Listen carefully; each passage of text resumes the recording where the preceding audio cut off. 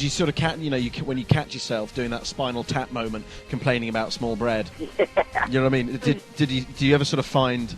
I mean, Oh yeah, I mean, I remember being a kid and playing in VFW halls and tiny little, just shabby venues, and now you get to a place and if they don't have like the proper size dressing room, or you have to like get dressed as a bus, it's a pain. You know what I mean? Yeah. Like that shouldn't exist. I shouldn't be that way, but you become that way every time. I mean, I remember being a kid and 13, 14 years old, just wanting to be in a band someday.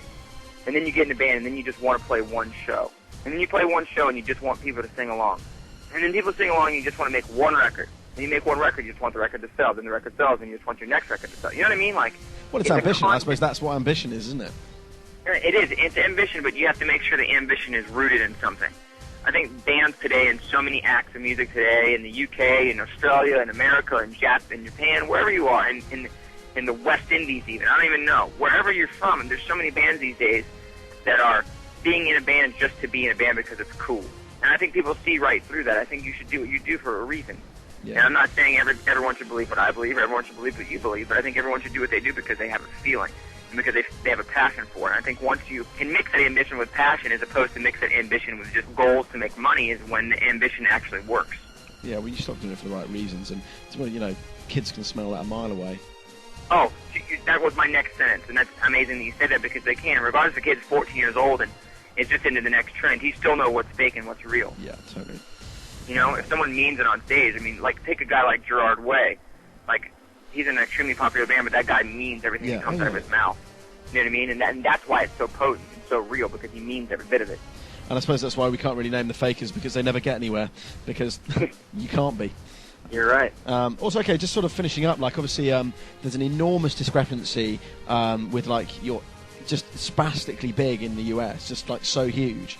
And in the UK, you have an avid following, but you've rarely been over. Do you have your sights set on England? There's some rumors we're gonna do some things this year. I don't know anything about it, and I don't think anything for sure. But the first couple times I came to England, I had an extremely hard time eating, like figuring out what to eat. But I love the country of England and the people of England, and every time we've ever played there, we've been received really, really well. I can't wait to play there. I hope that it happens soon.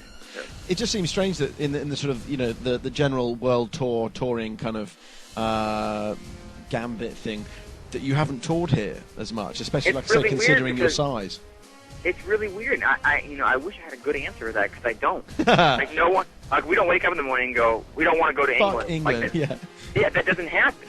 It just hasn't happened. I would love to play England more. I mean, most bands, friends of ours, take, for instance, a band like Paramore.